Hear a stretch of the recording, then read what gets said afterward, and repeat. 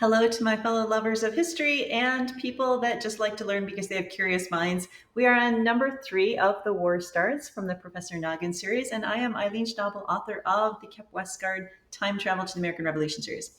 True or false? General Thomas Gage led the Minutemen in the defense of Concord. And the answer is false. He was on the other team. He was the British general. And what was really interesting is his wife, actually.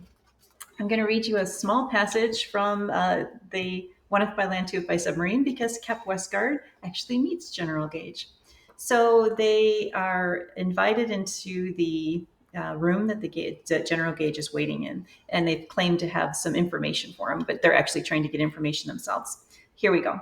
Sitting alone at the head of a long table was the most powerful British general in the country, a jowly, gray-haired man with bags under his eyes.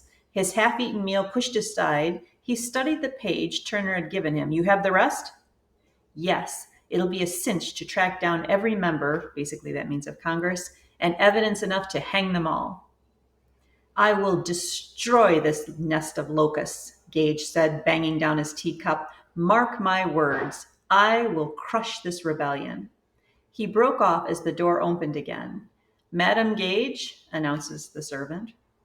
A woman in a shimmering silver dress entered the room, head high, and breezed to the opposite end of the enormous table. She paused behind a chair. The livery boy, bumbling behind her, seemed to have trouble with the door latch before scurrying to catch up. The general glared at his wife, and despite the roaring blaze in the fireplace, the temperature seemed to drop several degrees.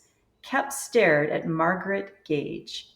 According to many, and this is the interesting part, this woman was the one who was suspected of tipping off the rebels to her husband's plans to march his redcoats to Concord.